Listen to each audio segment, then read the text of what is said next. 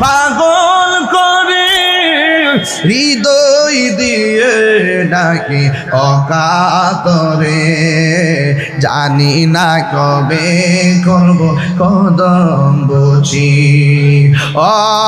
হাত তুলেন না, হাত তুলে নবীর দেখাই দেন না ও মায়ার ও প্রিয় ও নবী গো বলুন ও মায়ার নবী গো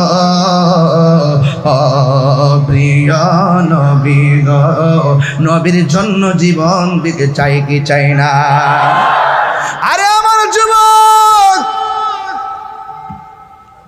এক সাহাবী কই নবী গো আমি সব দিয়া দিব, আরেকটা সাহাবী কোনায় দাঁড়ায়া দাঁড়ায় সেটা স্থির করেন, একদম স্থির করেন, দেহটা পরে আছে বোয়ালখালী, মনটা সোনার মদিনা। একদম স্থির করেন, স্থির করেন, ভিতরটা কাঁপতেছে কিন্তু একটু স্থির করেন।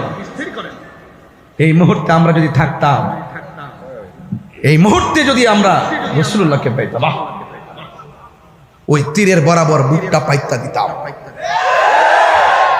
ঠিক কি না বলেন?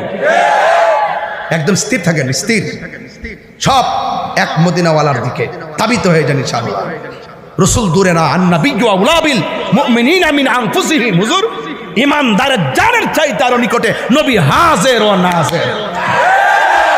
এই আকীদা আমাদের সুন্নিদের আছে না নাই? খুব খেয়ালফুল, একদম স্থির থাকেন, স্টেট একটা জায়গা যাচ্ছে। আল্লাহর হাবিব বলেন ও সাহাবী তুমি দূরে কেন? সাহাবী কই নবী গো আমি জীর্ণ শীর্ণতায় আমি দূরে দাঁড়িয়ে আছি। আল্লাহর হাবিব বলে সাহাবী রে এরা তো খেজুরের বাগান দিল, জান দিল, অনেক কিছু দিল, তুমি আমার দিনের জন্য দ্বিতীয় যুদ্ধ গেলে তুমি আমারে কি দিবা একটু বলো না? ওই সাহাবী ডাক দিয়া কয় নবী গো আমি টাকা দিতে পারবো না, আমার কাছে একমাত্র গায়ের জামাটা ছাড়া আমার কাছে আর কিছু নাই।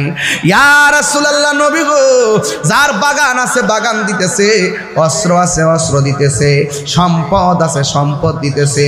ইয়া রাসূলুল্লাহ নবী গো আমার কিছুই নাই, আমি আপনারে কি দিমু? এরপর আমার নবী তারে পরীক্ষা করে আমার নবী ডাক দিয়া কয় ও